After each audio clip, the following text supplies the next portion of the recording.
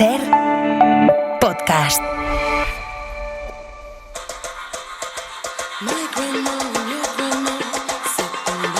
En la cadena Ser, cualquier tiempo pasado fue anterior, con Nieves con Costrina.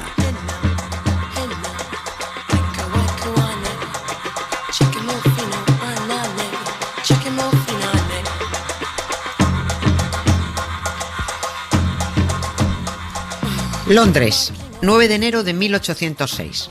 Un interminable cortejo fúnebre con más de 30 almirantes, más de 100 capitanes de navío y una tropa de 10.000 soldados circula solemnemente por la ciudad ante miles y miles de espectadores acompañando el féretro de un héroe de guerra, el almirante Horatio Nelson, que, aunque casi nadie lo sabe porque estaba feo saberlo entonces, fue enterrado en la Catedral de San Pablo borracho perdido. Este tipo se había muerto 2 meses y medio antes, el 21 de octubre de 1805, en pleno fregado de la batalla de Trafalgar, que aunque suene muy británico, es muy español. ¿Cuántos españoles vienen vacilando de un fin de semana en Londres diciendo «Me ha encantado Trafalgar Square»? Que no es Trafalgar, que es Trafalgar. Que una cosa es que los guiris no sepan decirlo, que en su derecho están y no pasa nada, pero otra muy distinta, que un español snob lo pronuncie con acento inglés comiéndose todas las R's. El cabo de Trafalgar está en Barbate, en Cádiz. Menos mal que no tiene que decir Barbate. Y en esas aguas cascó Horatio Nelson, el tipo al que le organizaron aquel morrocotudo funeral y entierro, y cuyo féretro iba cubierto por el pabellón del Victory, el buque insignia de la flota británica que derrotó a la escuadra hispano-francesa en la cacareada batalla. Aquella bandera que cubría el féretro de Nelson acabó despedazada y repartida entre la concurrencia en trozos de distintos tamaños. Esos trapitos salen de vez en cuando a subasta y tenemos noticias de que un pedazo pequeño se vendió por 71.000 euros hará 15 o 20 años y otro más grande por 332.000 hace 5 o 6 años. No hay nada como tener dinero para poderlo tirar. Tampoco pido tanto, una cala desierta, color turquesa, un bolso easywear a mi ladito, no sé, tampoco pido tanto. Hablando de banderas, el Museo Nacional de la Marina en Greenwich, en Londres, guarda un gigantesco pabellón de 14 metros de largo por 10 de ancho que ondeó en el buque español San Ildefonso, capturado durante la batalla de Trafalgar. Era costumbre arrebatarle el banderil al enemigo cuando lo derrotabas, y eso hizo la escuadra inglesa, llevarse aquel pedazo de pabellón para que luciera en el techo de la Catedral de San Pablo durante el entierro de Horatio Nelson. Allí se quedó aquel inmenso trapo a la intemperie durante los siguientes 100 años, porque era tan grande que no había dónde meterlo. Hasta que lo doblaron, lo guardaron y en 2005 decidieron restaurarlo como pudieron cuando se cumplió el bicentenario de Trafalgar. Es una reliquia gigantesca, que viendo esa bandera, que casi es un campo de tenis, con el escudo de armas de Castilla y León en el medio, podemos imaginar el tamaño del barco, una monstruosidad. Pero es un vestigio histórico sobre todo porque es la bandera que llevaban los barcos de guerra antes de que fuera bandera de España. Solo era la enseña que identificaba a los barcos de guerra. Faltaban 38 años para que se decidiera en un despacho que esos colores se adoptaran como bandera del país. Unos colores que no tienen simbolismo alguno, que no recuerdan ningún hecho histórico y ningún momento reseñable. Lo cuento para informar de la historia de su bandera a esos patrioteros simplones que la llevan en la muñeca porque es moda, pero no tienen ni repajolera idea de su historia, su origen y su creación. Y que digo yo que la llevarán por si se pierden, para que sepan devolverlos a su país. Este año el 12 de octubre muchos colgaron nuevamente la banderita en sus barcones, para dárselas de patriota y dejar bien claro que va a estar siempre unida España por sus cojones. Para el año que viene quiero proponerles con la bandera una nueva forma de protestar. En vez de colgarla del balcón de casa, te la pones de capa y hace balconing a ver qué pasa. Una cosa sí saben hacer los británicos, y eso es amortizar los triunfos por flojos que sean. Vender una victoria, aunque haya sido poco lucida, adornándola, exagerándola, levantando monumentos ostentosos, convirtiendo en héroe de la patria a alguien solo porque se murió, organizando funerales teatreros. Y luego, en la otra punta, han estado los españoles, que cuando han tenido un triunfo estrepitoso, ni venden bien la victoria, ni levantan monumentos, se olvidan del héroe, y ni funerales, ni homenajes, ni leches. Y estoy pensando en el gran Blas de Lezo y en su impecable triunfo en la batalla de Cartagena de Indias a mediados del siglo XVIII, que le dio tal palizón a los británicos que todavía están gimoteando cuando nadie los ve. Pero en Inglaterra corrieron un tupido velo sobre la derrota, se hicieron los tontos y aquí no ha pasado nada. ¿Dónde está la gran diferencia? En que el almirante Horatio Nelson salió triunfante y ahí tienen en Londres ese pedazo de plaza que llaman Trafalgar Square y a la que no les ha importado poner un nombre que no pueden ni pronunciar con tal de darnos en los morros. Y con esa columna de 50 metros con Nelson encima, que es inmenso. Pero busquen una gran plaza en España turísticamente rentable dedicada a la batalla de Cartagena de Indias o grandes monumentos a Blas de Lezo. Porque las discretas estatuas que le han puesto en Cádiz y Madrid fueron inauguradas en 2014, que están muy bien, pero se ha tardado tanto en atender a este hombre que la mayoría que pasa por delante de sus monumentos y ve a ese tipo cojo, tuerto y manco dice ¿y este tío quién era? En resumen, que los británicos engrandecen artificialmente sus triunfos y los españolistas lloriquean por tonterías de leyendas negras y se olvidan de los auténticos éxitos. Pero conste que a los ingleses podríamos decirles eso de Trafalgar, Trafalgar. Eso sí, aquella batalla frustró para siempre la obsesión francesa de invadir Inglaterra, que vaya emperramiento el que pillaron tanto Felipe II en su momento como Napoleón 2 siglos después. Y también se frustró, por supuesto, nuestra flota, porque se aniquiló totalmente y llevó a que España perdiera la supremacía naval durante los siguientes 100 años.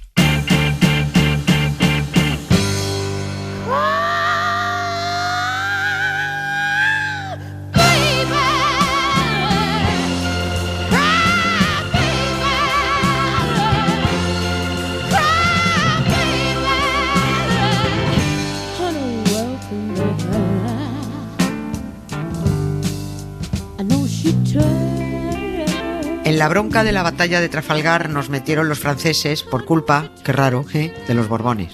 Como que se iban a librar. España era aliada de la Francia de Napoleón porque los Borbones se pusieron a sus pies con tal de que el emperador los mantuviera en el trono. Al final, ya saben, Napoleón se quedó con España, los Borbones salieron indemnes y viviendo a cuerpo de rey en el exilio, mientras los españoles luchaban por devolverlos al trono. Que no somos más tontos porque no nos entrenamos.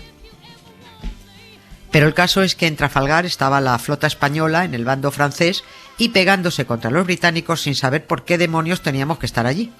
España querría haber sido neutral, pero las equidistancias y las neutralidades solo funcionan si eres suizo. En aquel principio del siglo XIX, o estabas con Napoleón, empeñado en invadir Inglaterra, o estabas con los británicos, muy hartitos de que Napoleón intentara invadirlos, porque es que Napoleón era muy hartible. Podría parecer que en aquellos primeros años del 1800 la España absolutista de los Borbones poco o nada tuviera en común con la esencia republicana de Francia, pero la historia hace extraños compañeros de cama y ese antagonismo se diluía por la manía que los dos países tenían a Inglaterra. Por eso acabaron aliados franceses y españoles. Nadie va a quitarle méritos al estratega y gran almirante Horatio Nelson en la dirección de la batalla, faltaría.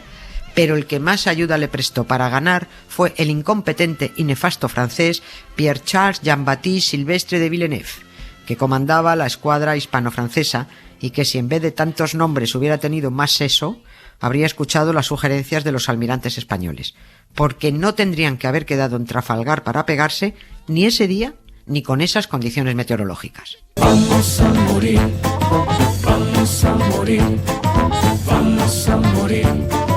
Vamos rumbo al cementerio, vamos a morir, vamos a morir, vamos a morir, vamos rumbo al cementerio. Sin meternos en profundidades de estrategia naval, para no pifiarla, sí decir que lo que hizo el almirante Nelson fue dividir su flota en dos columnas para enfrentar la hilera de la escuadra franco-española y dividirla. Es decir, los nuestros tenían 33 buques puestos en batería, uno al lado del otro, que al parecer era una táctica anticuada.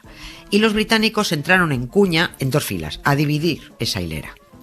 A esto se suma que los capitanes de los barcos de la escuadra franco-española tenían que depender de las órdenes directas que fuera dando el comandante, que la verdad, como no entiendo de esto, no me puedo hacer a la idea de cómo en el follón de una batalla naval, a cañonazos y tiros, un comandante puede estar transmitiendo órdenes a otros 32 buques. Los capitanes británicos, sin embargo, atendían las órdenes de Nelson, pero en mitad de la bronca tenían autonomía para decidir si atacaban por aquí o por allí o si se largaban. Hay muchos doctores que han desmenuzado todas y cada una de las tácticas, ataques, respuestas, calidad de la artillería, si las órdenes de las distintas escuadras fueron así o asá.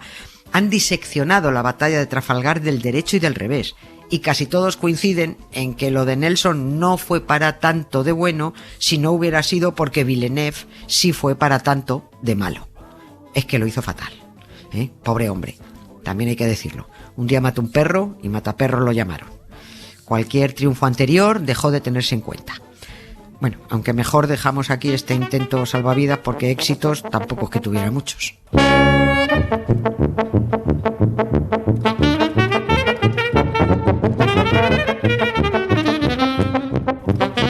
Lo cierto es que nadie estaba de acuerdo con los planes de Villeneuve. Los prestigiosos marinos españoles Gravina, Churruca, Cisneros intentaron que su colega francés no tirara por donde se empeñó en tirar, sobre todo porque estaba actuando contra las órdenes del propio Napoleón, que ya había destituido a Villeneuve discretamente por una cagada anterior. Pero Villeneuve dijo, mira, de perdidos al río, total, ya estoy deshonrado y castigado, nos vamos a pegar en Trafalgar antes de que llegue mi sustituto, que lo mismo hasta me sale bien de chiripa. Y así, en contra de los consejos de los españoles, que dieron mucha bronca a Villeneuve intentando frenarlo, con la escuadra y las tripulaciones malamente preparadas y hasta con los franceses soltando aquello que decía Forger de «No, si ya verás tú cómo...», el almirante Villeneuve se tiró a la piscina de Trafalgar. Sus propios capitanes veían venir el desastre, pero lo dejaron estar. Esto recuerda un poco a SPP con su perturbada Ayuso, que la caga a cada paso y Feijóo acaba salpicado de mierda, pero bueno, sarna con gusto no pica. Y eso que en Trafalgar murieron menos hombres en el contingente franco-español que las 7.291 muertes con las que cargan su conciencia Ayuso. Trafalgar salió fatal para los planes franco-españoles, pero el engrandecimiento que han hecho de ella los británicos no habría sido tal de no haber muerto el almirante Nelson en la batalla. Y hay que ver qué destinos tan distintos tuvieron los dos comandantes que protagonizaron aquel episodio, Nelson y Villeneuve. El británico tuvo un funeral de órdago y el francés acabó malamente. Y todo esto sin dejar de reconocer que estas cosas las hacen muy bien los británicos, tienen muchísimo mérito. Me refiero a las parafernalias funerarias, a los homenajes rimbombantes, aunque en el caso de Nelson, a la hora de atender sus últimas voluntades, no hicieron ni caso. Hipocresía máxima. Pero bueno, para esto habrá que aguantar al cuento final. Ne me quitte pas, il faut oublier, tout peut s'oublier, qui s'enfuit déjà. Oublier le temps des malentendus et le temps perdu, à savoir comment oublier ces heures qui tuaient parfois à coups de pourquoi le cœur du bonheur ne me quitte pas, ne me quitte pas, ne me quitte pas. Primero, la mala noticia con Villeneuve. Los 4.418 muertos españoles y franceses y los 3.598 heridos pesaron mucho en la conciencia del almirante Villeneuve, que ya no se quitó su responsabilidad de encima el resto de su vida. Aunque el resto de su vida fue muy poca vida, medio año. Villeneuve fue capturado por los británicos e interrogado, y cuando vieron que no había nada que rascar, lo dejaron libre 5 meses después. Inasequible al desaliento, decidió ir a París a explicarse con Napoleón, pero Napoleón pasó de él y se negó a recibirle. Y no solo, porque Napoleón había dado por muerto a Villeneuve a manos de los británicos y le mosqueó que su desobediente almirante y responsable del ridículo en Trafalgar siguiera vivo. En abril de 1806, Villeneuve apareció en la habitación de su hotel cosido a puñaladas. «Suicidio», dijeron. A ver, que se quería morir sin duda, porque estaba muy depre y así se lo dijo a su esposa por carta. Pero a ver, un suicidio con 6 puñaladas... pasando de venenos que tenía al alcance o de un certero disparo fulminante, pues parece que no, y que había pruebas de un posible asesinato con el sello napoleónico. Pero bueno, nunca más se supo de Villeneuve, ni tumba ni perrito que le ladrara. Pero lo de Horatio Nelson, vamos, nada que ver. El disparo que lo mató se hizo desde uno de los buques franceses. Y si prestamos atención a las habladurías, dicen que Nelson cascó víctima de su vanidad. Eso dicen, ¿eh? Le gustaba lucir todas sus medallas y siempre vestido de gala, hasta en mitad de la batalla. Y en la bronca de Trafalgar llevaba, dicen, un uniforme muy llamativo y todas sus condecoraciones puestas. Fácil de localizar para apuntar y disparar gracias al brillo de sus medallas y los dorados de su uniforme. A tomar vientos Nelson. Los altos mandos españoles tampoco es que salieran bien parados. A Churruca, cañonazo en una pierna. A Gravina le volaron un brazo. A Alcalá Galiano otro bombazo le arrancó la cabeza. A Cisneros le cayó encima el palo mayor y lo dejó sordo. Buah, una escabechina.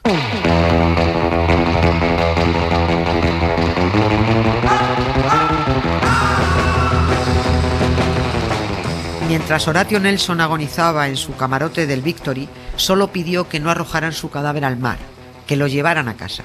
No me dejéis en Cádiz, que me pilla una chirigota y capaces son de pasearme en carnaval, debió decir.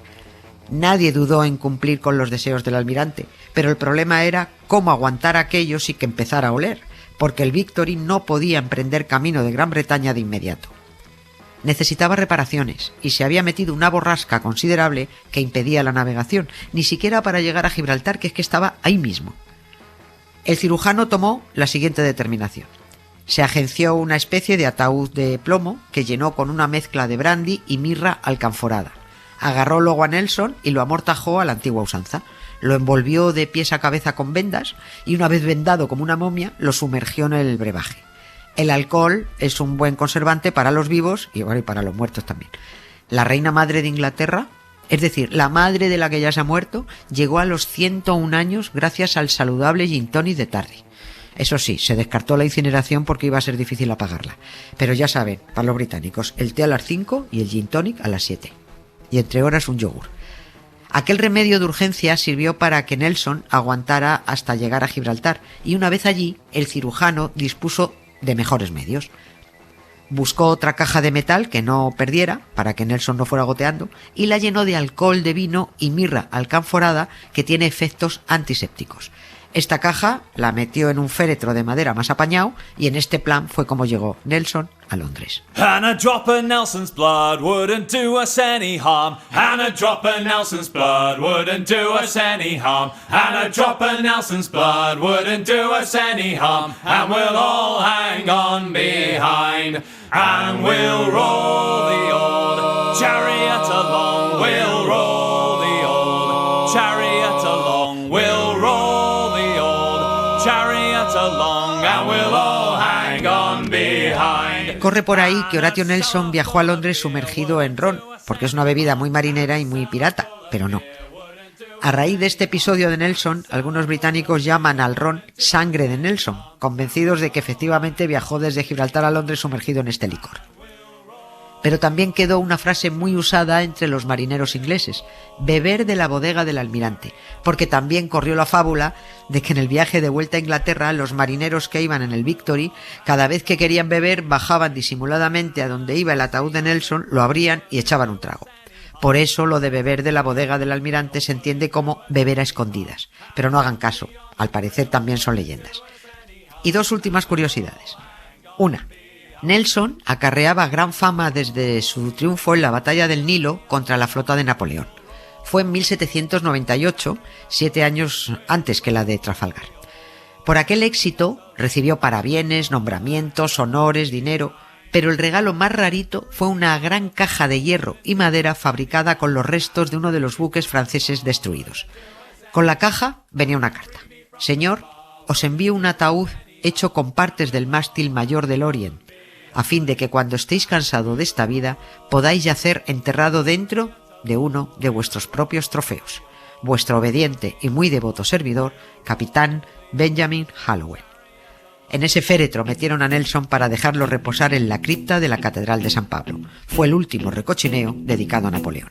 When I wake up, well I know I'm gonna be the man who wakes up next to you. When I go out, yeah I know I'm gonna be the man who goes along with you. Y segunda anécdota, se han cumplido 225 años de la batalla de Trafalgar. Pero justo cuando se cumplió el aniversario redondo del Bicentenario, en 2005, los británicos organizaron tremendo sarao para conmemorar su gran triunfo, que, insisto, estas cosas las saben hacer muy bien, e invitaron a 136 países a participar en el festejo, enviando cada país pues 1 o 2 buques. Montaron un desfile naval impresionante, una romería de barcos en magnífica formación. España, por supuesto, fue invitada a participar, y la Armada Española estuvo muy lista y muy hábil. ¿Qué buque enviaron? La fragata Blas de Lezo, que se paseó en aquella romería por aguas británicas diciendo «Hello, congratulations on Trafalgar, boys». ¿Pero os acordáis del palizón que os dimos en Cartagena de Indias? Pues nosotros sí.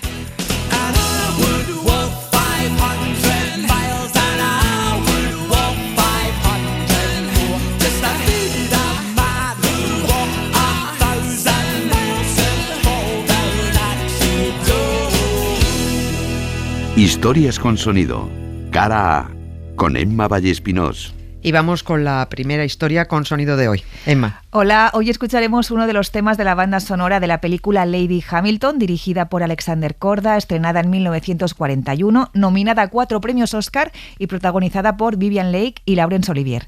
La película reconstruye la historia de amor entre Horatio Nelson y la protagonista de nuestro cuento de hoy, así que tendrán que esperar todavía un poco para conocerla.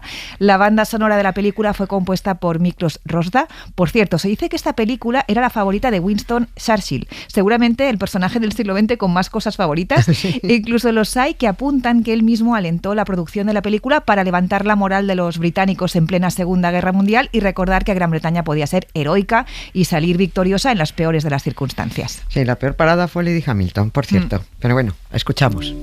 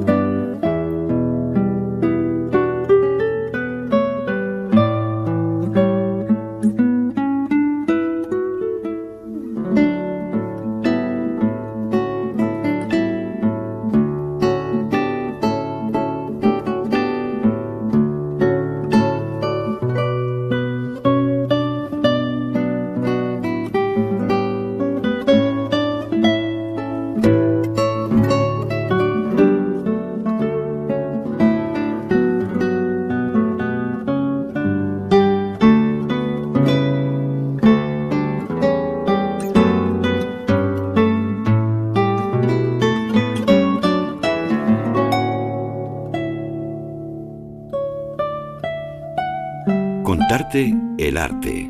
Ana Valtierra.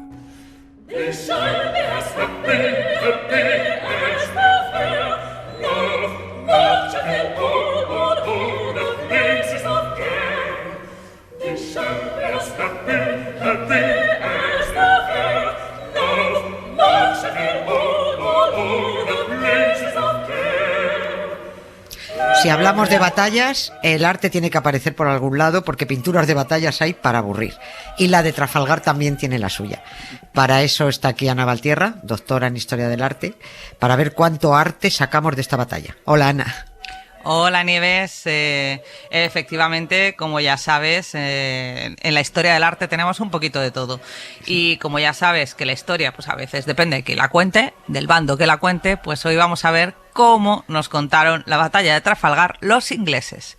En concreto, un pintor bastante conocido, maestro del paisaje, que es William Turner, que va a hacer un óleo que tituló, ahí queda eso, atentos, La batalla de Trafalgar vista desde los obenques de estribor del palo de mesana del Victory. Ay, muy bien. ¿Cómo te quedas? Pues un título cortito, como a mí me gusta. Un título fácil, ¿verdad? Sí. Fácil de recordar, ¿verdad? Bueno, lo pinta entre 1806 y 1808, como ves, de manera muy temprana, y cuelga a día de hoy en la Tate Britain. Bueno, el título efectivamente facilito y cortito. Y lo que vamos a hacer es un análisis, no sintáctico, pero un análisis de contenido del título, porque ya nos hace el spoiler de lo que vamos a ver representado. La batalla de Trafalgar. Muy bien. Hasta ahí, bien. Lo entendemos todos, lo has explicado, así que perfecto. Pero la segunda parte del título es la que nos da las pistas. Pinta la batalla vista desde los obenques de estribor. ¿Qué son los obenques de estribor? Eso, te estarás preguntando. Sí. Tú, la mayoría de los oyentes, e incluida yo, que la primera vez que vi esta pintura, ¿eh? Bueno, pues los obenques son unos cables o cuerdas gordas y fijas que sujetan el mástil del barco por un lado para que no se caiga. Son esas rayas que se ven a simple vista, son esos cables inclinados que cuando miras un barco antiguo de vela, pues van desde el mástil hasta el borde del barco. Vale. Y tienen unos escalones por donde suben los marineros. Vale. Los marineros y la princesa Leonor. Ah, sí. ¿Has visto? Pero ella solo sube para la foto. Claro, luego claro. Luego se baja enseguida. Claro, que estaba jugando, cuando juega a ser marine, ¿no? Que es también por temporadas. Sí. Pero bueno, como los obenques son de estribor, son los del lado derecho del barco si miras desde la parte delantera del barco o la proa, ¿no? Más o menos ya nos hemos ubicado. Ajá. Pero el título de la obra son los obenques del palo de mesana. Es decir, rizando el rizo.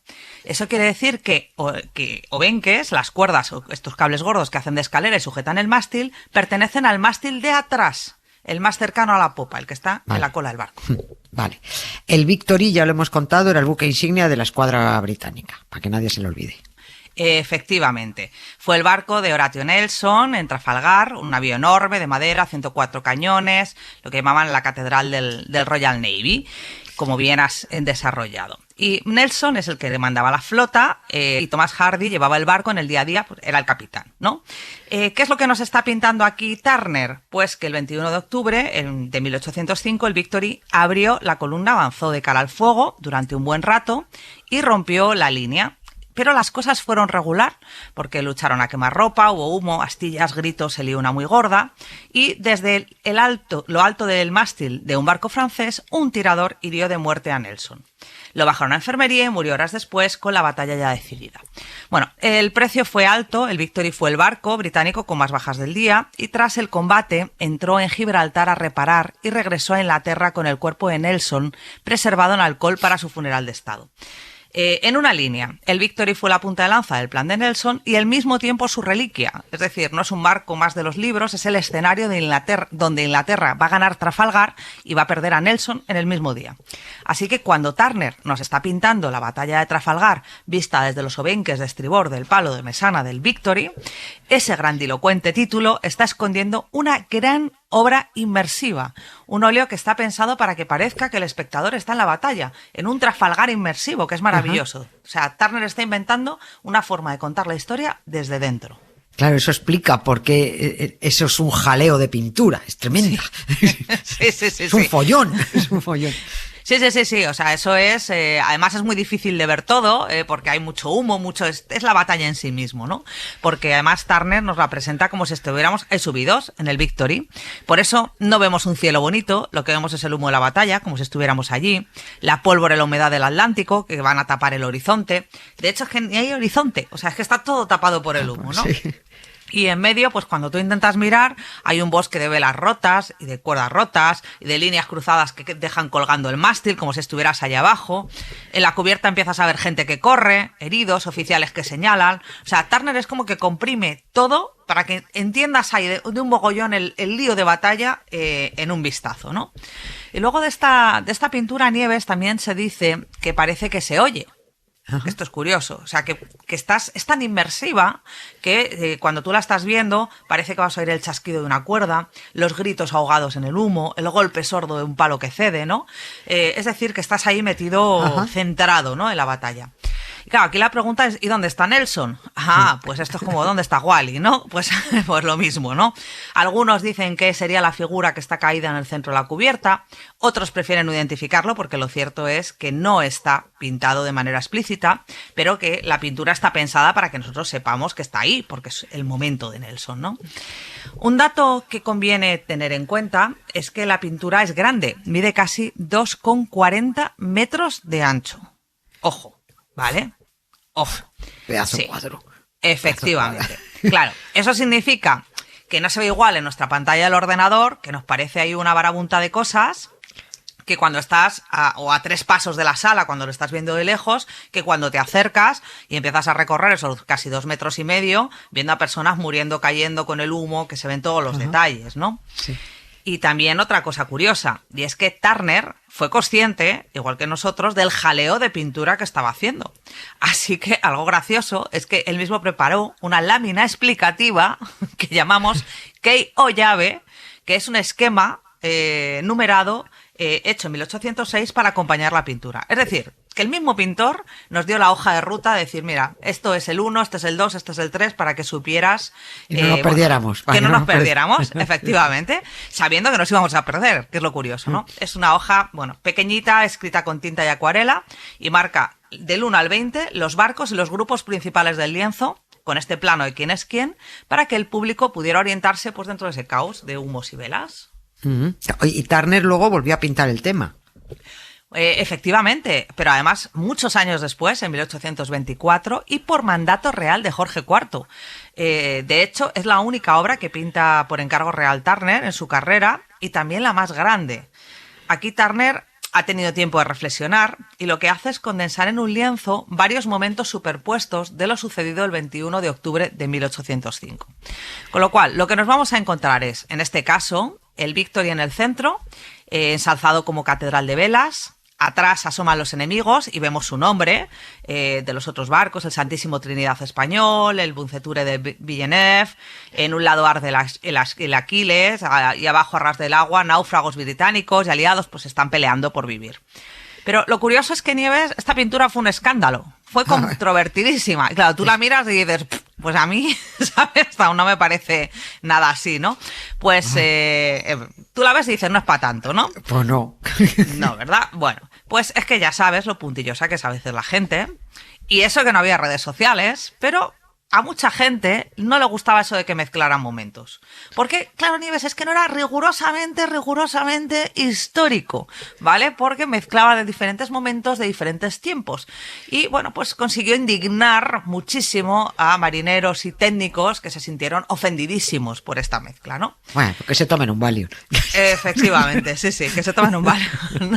Bueno, también va a añadir muchos guiños simbólicos, por ejemplo, por un mástil cayendo con la bandera del vicealmirante, que es el símbolo de Nelson, que es una manera visual de decirnos que Nelson ha caído. Y algo muy curioso, y es que en el palo mayor cuelga un grupo de banderas de señales que si las lees forman la palabra duty, D-U-T-Y, que quiere decir deber en inglés. Ajá. Esto apunta a 2 momentos clave. El famoso mensaje de Nelson antes del combate, que dijo: Inglaterra espera que cada hombre cumpla con su deber, con su duty, ¿no? Y sus últimas supuestas palabras tras ser herido: he cumplido con mi deber, con mi duty. Estoy aquí simplificándolo, pero sí, ¿no? Sí. Entonces, al final, con 2 gestos, el palo que cae y las banderas duty, Turner condensa en una sola imagen el inicio, el llamamiento al deber, y el final, el sacrificio del héroe. Y no es literal, histórico minuto a minuto, es, pues como decíamos, un resumen simbólico para que lo entiendas en un solo golpe de vista. Pues Turner lo hizo magnífico, y el que siempre hay gente para sacar defectos. No ven la maravilla que estás viendo si no están viendo el defectito. Pues que lo hagan. Como decía que, pues hazlo tú. Y poco, pero mira, qué poco hemos cambiado, ¿eh? O sea, exactamente. Pues mira, sin ver la pintura, en estos momentos la hemos visto perfectamente y hasta la hemos oído. Muchísimas gracias, Ana, por este nuevo aporte magistral. Gracias a ti, Nieves. El invitado, con Jesús Pozo.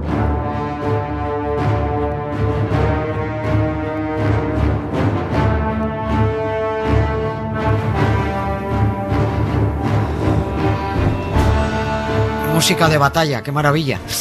Momento para Jesús Pozo y su invitado. Invitado de categoría en el asunto que nos ocupa. Hola, Jesús. Hola, Concostrina. Se trata de Agustín Guimerá, uno de los mayores expertos en historia marítima, doctor en historia moderna, ha sido investigador del Instituto de Historia del CSIC y es miembro de la Real Academia de la Historia.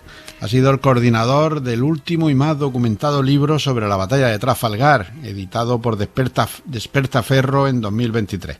Comenzamos con una pequeña descripción de lo que tuvo que ser aquella batalla. La batalla de Trafalgar era una batalla que pudo no haber existido. Había marinos franceses y españoles que advertían a sus ministros de marina y a sus jefes políticos de que no había que enfrentarse con los británicos de una manera frontal, sino jugar al ratón y al gato. Fue un combate que llaman a tiro de pistola, es decir, a muy pocos metros, en donde los buques casi se tocaban uno con otro, haciéndose una verdadera carnicería. Al cortar la línea de batalla, la andanada de los buques británicos en la popa, que es de cristal, cruzaban las balas, las palanquetas y la metralla desde popa a proa, matando y hiriendo a muchísima gente. Sobre todo el peligro de las astillas. Las astillas eran terribles. Recuerdan la película Master and Commander, en que se veía muy bien el daño que podían hacer las astillas.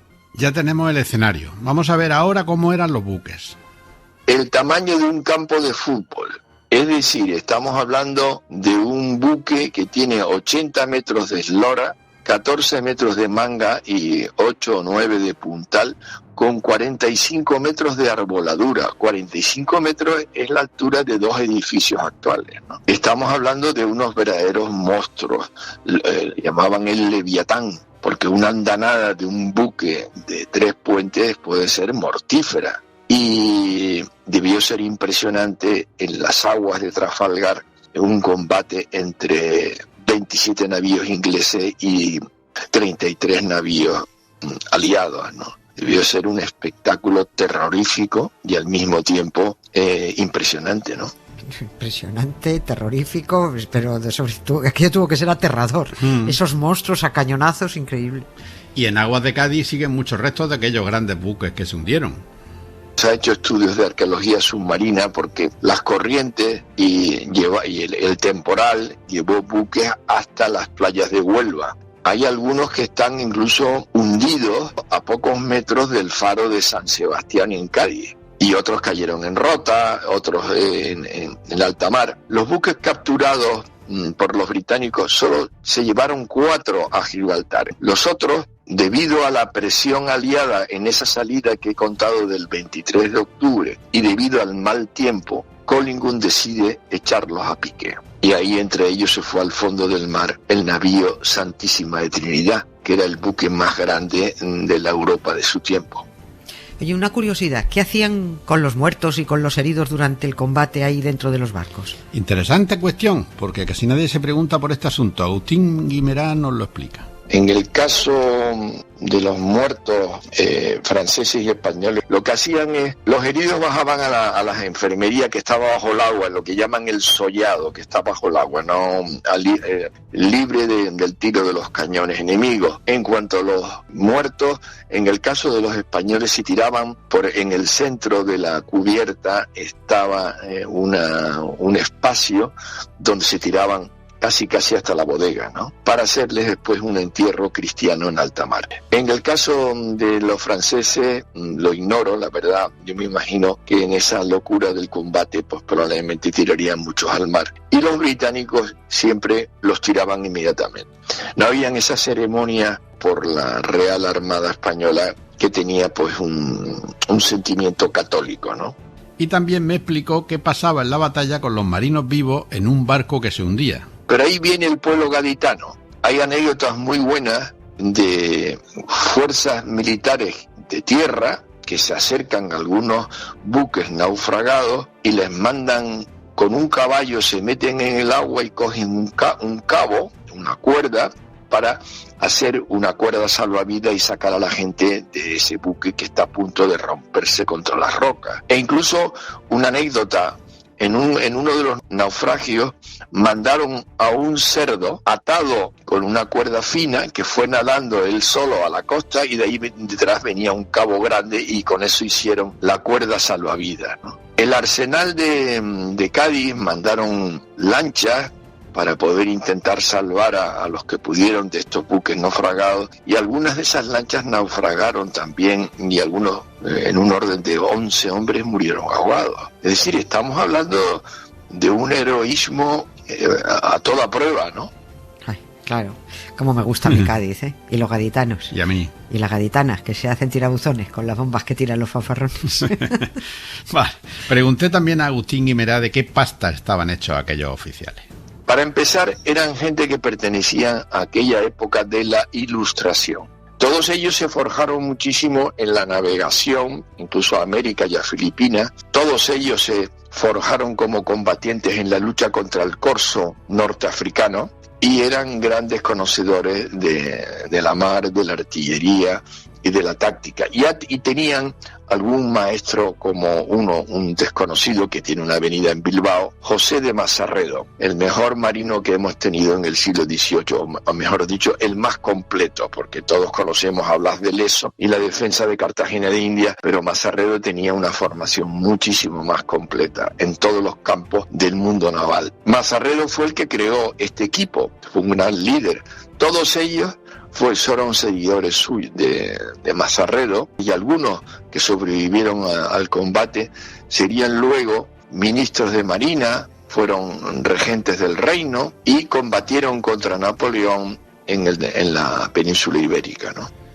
El gran Mazarredo, hombre. Los que saben mantienen que si hubiera comandado la escuadra hispano-francesa, que no se hubiera perdido aquella batalla. Y escucha el sentido del honor de aquellos oficiales. Guimerá describe la actitud del vencedor, el segundo de Nelson, Collingwood, para con la viuda de Churruca, que era el perdedor. El comportamiento entre los jefes y las tripulaciones era bastante honorable. Y Trafalgar es un gran ejemplo de ello. Tanto es así que el propio Collingwood, un año más tarde, envió todos los papeles del brigadier, el gran Cosme de Churruca, que estaban en el buque suyo San Juan Nepomuceno, que había sido capturado por los británicos. Le envió toda la documentación personal con una carta muy cariñosa a la viuda. Esto indica el talante caballeroso de esta gente del siglo XVIII, principios del siglo XIX. Yo creo que debemos aprender de ellos. La guerra que estamos viviendo ahora, con tantos miles y miles de muertes civiles y destrucción de recursos materiales de un país, la historia, la guerra total e incluso la guerra híbrida, todo esto es muy distinto a lo que pasaba en 1805. Qué razón tiene, ¿eh? Sí, y aquí un fragmento de la carta a la viuda de Churruca. ¿Acaso podrá renovar su pena? Pero es una materia en que su alma se deleitará y la distraerá. Marido cuya muerte fue tan gloriosa como su vida honrosa. Es que Collingwood era un admirador de España y animaba a sus hijas a estudiar español. Este acto de generosidad y de diplomacia con el vencido le vino muy bien 3 años más tarde, cuando el pueblo español se alza contra Napoleón y Collingwood es recibido en Cádiz como un salvador. Y a partir de ese momento, la Marina francesa no tuvo nada que hacer para hacer frente a esta coalición entre Inglaterra y España. Yo creo que esto es interesante señalarlo, de que las relaciones humanas en la historia son también muy importantes, no solo las estructuras y las superestructuras, ¿no? Guimerá nos cuenta otro hecho poco conocido y que califica de inaudito en la historia naval. Pero lo que me interesa destacar también ha sido que el día 22, Antonio de Escaño, que era el jefe más antiguo de todos los que habían sobrevivido a la batalla, reúne a todos sus capitanes de navío en la bahía de Cádiz y les dice: señores, a la mar, hay que rescatar a esas presas que están enfrente de nosotros en manos de los ingleses. Y en un hueco del temporal salen a la mar el día 23, al día siguiente. Esto es algo inaudito en la historia naval, que una fuerza que ha sufrido una paliza, una derrota tan clamorosa, al día siguiente ya planee seguir a la mar para continuar el combate y rescatar a sus compañeros, es algo desconocido. Consiguieron traer a Cádiz 2 buques, el Santa Ana y el Neptuno. Joder. ¿Y qué valoración hace Agustín Guimerá de la participación francesa en Trafalgar? Pues como podéis imaginar, no sale muy bien parado. En el caso francés, el liderazgo era inexistente prácticamente, porque Napoleón era un ignorante en historia naval, en guerra naval, y diseñó una estrategia de campaña muy difícil de llevar a cabo, que era la invasión de Inglaterra cruzando el Canal de la Mancha. El ministro Decrès apoyó a Villeneuve como jefe supremo de la escuadra combinada, y Villeneuve, que había sufrido una derrota muy grande en la batalla de Aboukir el año 98, conocía bien a Nelson, pero era un hombre irresoluto, un hombre débil, y no estuvo a la altura. Que otros almirantes franceses lo hubieran hecho mucho mejor, pero estaban marginados en aquel momento. Le pregunté a nuestro experto en historia naval sobre el presente y el futuro de la Marina en la defensa europea. Por ejemplo, la empresa Navantia está haciendo desde hace varias décadas las mejores fragatas del mundo, que son pedidas por diferentes clientes, incluso de otros continentes. Acabo de leer la importancia de mejorar nuestra defensa contra los futuros drones marítimos. Ya se está haciendo por las Fuerzas Armadas Españolas unidades y aplicaciones tecnológicas en la defensa de estos drones que vendrán por el mar, con un buque, con un destructor o incluso un mercante encubierto, ¿no? Entonces los drones marítimos, como se ha demostrado en la guerra de Ucrania, son fundamentales hoy en día en la estrategia militar, y yo creo que las fuerzas navales europeas en general se están poniendo las pilas para hacer frente a esta amenaza que parece ser que va a ser una realidad en muy poco tiempo. Qué emocionante, conocer los entresijos de Trafalgar, y qué lujo haber contado con quien nos ha metido dentro de esa batalla, porque es que nos ha metido dentro. Agustín Guimerá, experto en historia marítima y autor del libro Trafalgar, una derrota gloriosa, de la editorial Desperta Ferro. Fantástico. Muchas gracias al doctor y gracias a ti por la elección. Autor y coordinador editorial. Coordinador editorial. Es un también. libro colectivo, sí. Bueno, muchas gracias a ti, Cocotrina. Esto era un gato con los pies de trapo y la cabeza al revés. ¿Quieres que te lo cuente otra vez? Cuéntame un cuento y verás que contento. Me voy a la cama y tengo lindas señas. Cuéntame un cuento y verás que contento. Me voy a la cama y tengo lindos sueños. Les hablaba de la hipocresía británica con el almirante Horatio Nelson, al que su país dedicó honores, monumentos y boatos, pero despreció lo que más importaba al desatender sus últimas voluntades, que además no es que fueran un capricho irrealizable, eran peticiones justas y necesarias que al desoírlas dejó en la estacada a una mujer que no lo merecía, a Emma Hamilton, y a la hija que el almirante tuvo con ella, Horatia. Emma era una mujer bellísima, que salió de la nada, del maltrato y la prostitución, que sobrevivió como pudo, que pasó por 1000 vicisitudes, lista como ella sola, porque pasó del analfabetismo absoluto a la formación más exquisita por su propio empeño, y pasó también del abuso de sus supuestos benefactores a dominar con su talento los salones de alto standing. Antes de los 30 lo tenía casi todo vivido, y se convirtió en Lady Hamilton, la respetable esposa del embajador británico en Nápoles, Sir William Hamilton, un hombre que le doblaba la edad, le doblaba y 3 años más, y que ya contaba con que en algún momento aparecería alguien más acorde con la belleza y la jovialidad de su esposa. Y ese alguien fue el almirante Horatio Nelson, que en aquel 1798 desembarcó en Nápoles en mitad de grandes fastos en su honor, procedente de Alejandría, después de propinarle una soberana derrota a Napoleón en la batalla del Nilo. Nelson se prendó de la bella Emma Hamilton. Lady Hamilton se prendó de esa erótica heroicidad del valiente Nelson, y el marido asistió al prendimiento diciendo eso de «No, si ya sabía yo que...». Como una ola, tu amor llegó a mi vida, como una ola de fuego y de caricias, de espuma blanca y rumor de caracolas, como una Horatio Nelson, casado, inició una relación con Lady Hamilton a la vista de todos y en las narices de su marido, porque aquella relación fue consentida. La esposa de Horatio Nelson intentó como pudo recuperar a su marido, pero el almirante se negó a volver con ella. Se separaron.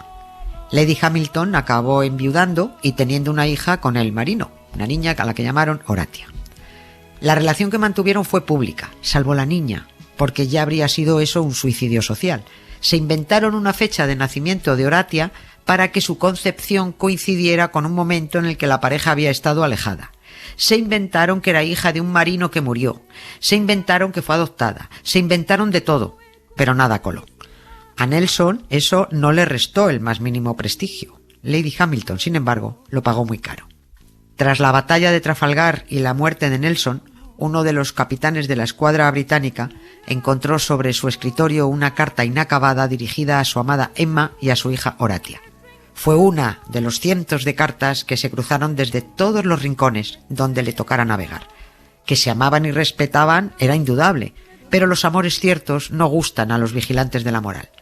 Aquellas cartas de amor permanecieron censuradas en el siglo XIX por el almirantazgo, porque ese comportamiento adúltero no podía darse en un alto mando y héroe de la Armada británica. Eran tan farsantes, tan fariseos, que hasta intentaron manipular los últimos minutos de vida de Horatio Nelson en la enfermería del Victory aquel 21 de octubre de 1805. 3 testigos de su agonía escribieron que el almirante, al que tenían por hombre cercano, alejado de protocolos y cariñoso, pidió a su gran amigo y capitán Thomas Hardy que le besara.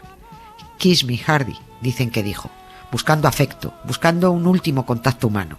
Hardy besó a su amigo y ese gesto de cariño fue ridículamente falseado por los hipócritas británicos diciendo que Nelson nunca pidió un beso. Por favor, un hombre pidiendo un beso a otro hombre, que lo que dijo a su amigo el capitán fue «Kismet, Hardy», que en turco significa «el destino, Hardy». Claro que sí, hombre, porque Nelson empleó su último aliento en hablar en turco. Bueno, esto tampoco coló.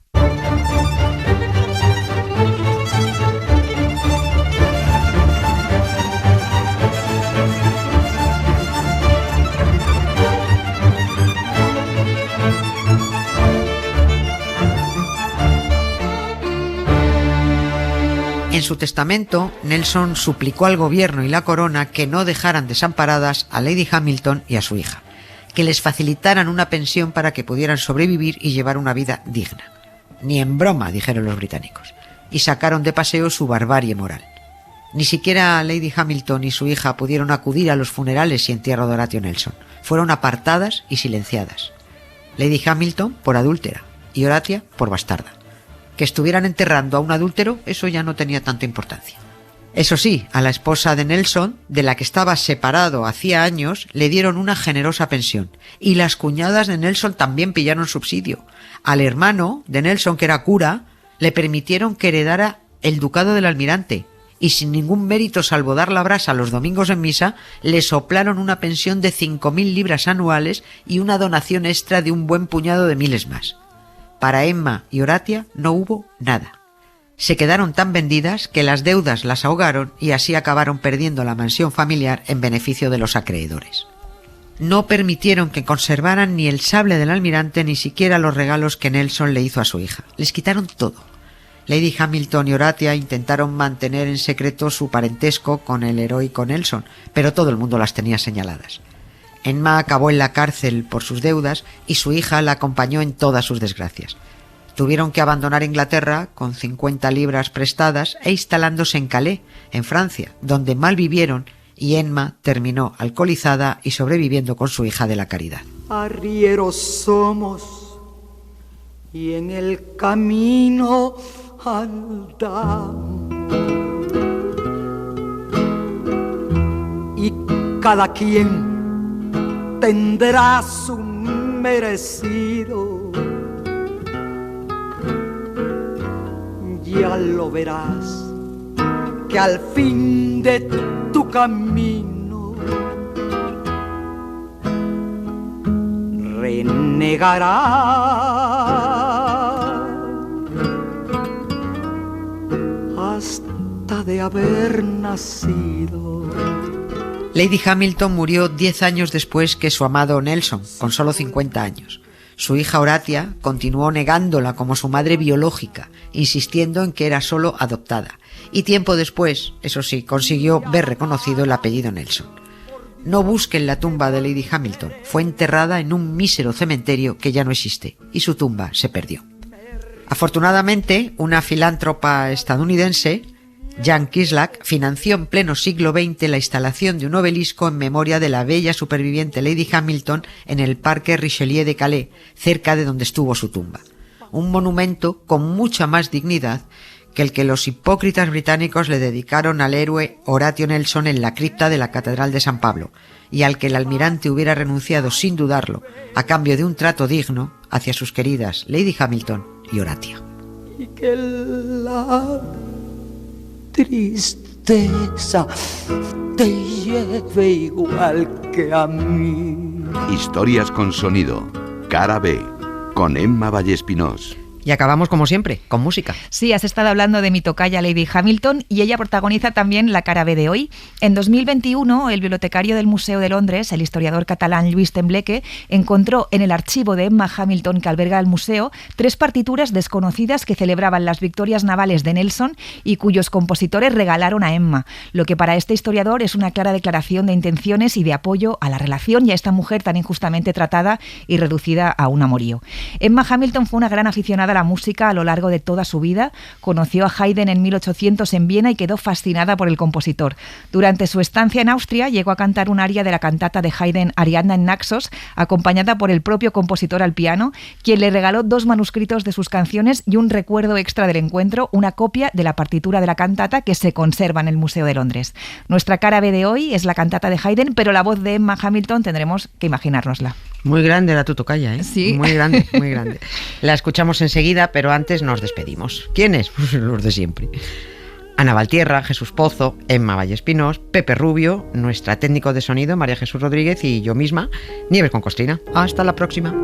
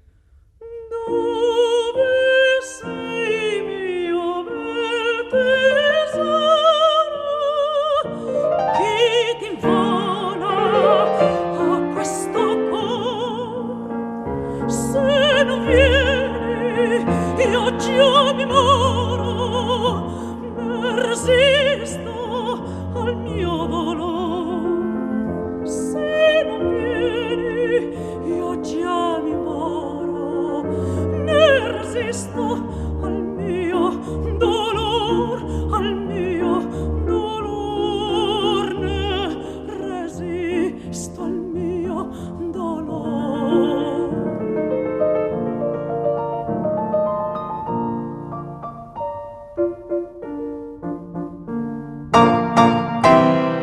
Ma a chi parlo? Gli accenti, ecco ripete sol. Teseo non muove, Teseo non mi risponde, e portano le voci e l'ore e l'onde.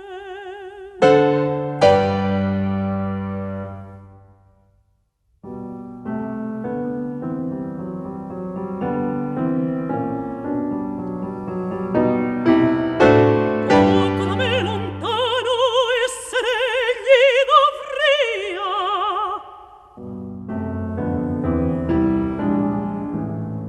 Salgasi quello che più d'ogni altro s'alza il pestre scoglio.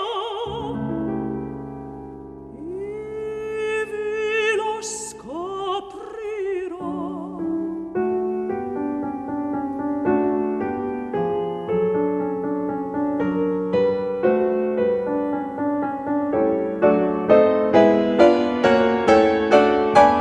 Che miro le stelle, misero me, questo largivo legno, greci son quelli.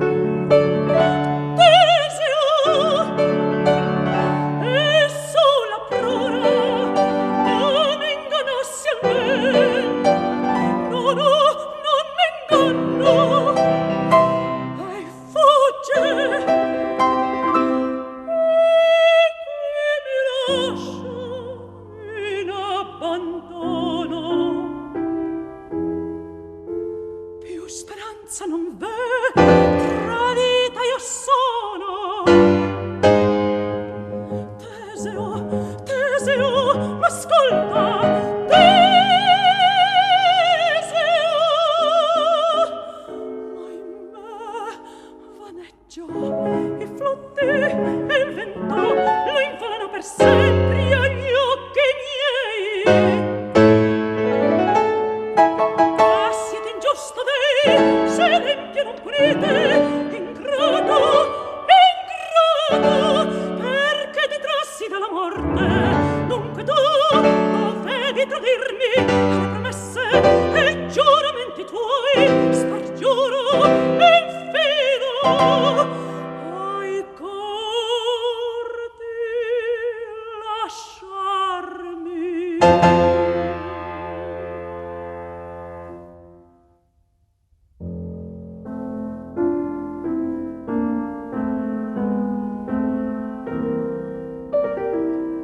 A chi mi vuol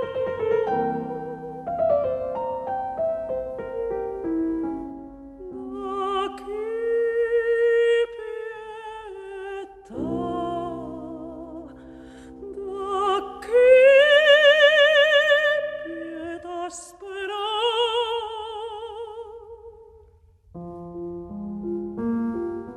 già più non reggo, il pie vacilla, e in così amaro istante sento mancarmi in sé.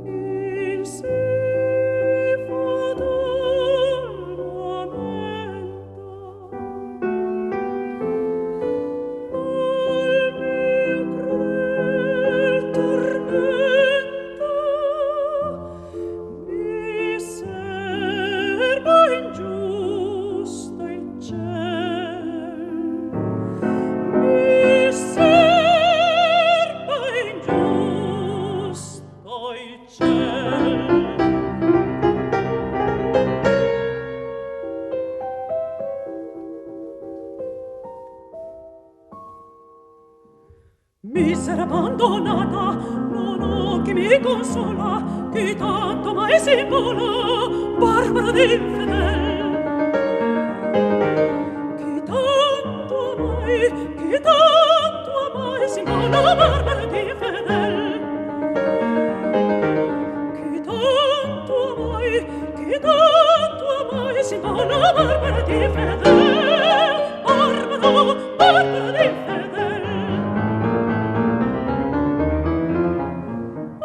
Che morir vorrei il sì fatal momento, ma il mio crudel tormento mi serva ingiusto il ciel, mi serva ingiusto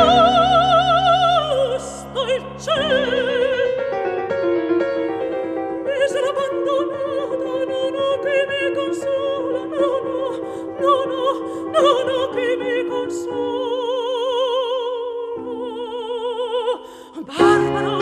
Barbara d'infedel.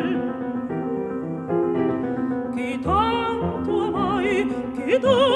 amai si vola, Barbara d'infedel. Chi tanto amai si vola, Barbara d'infedel.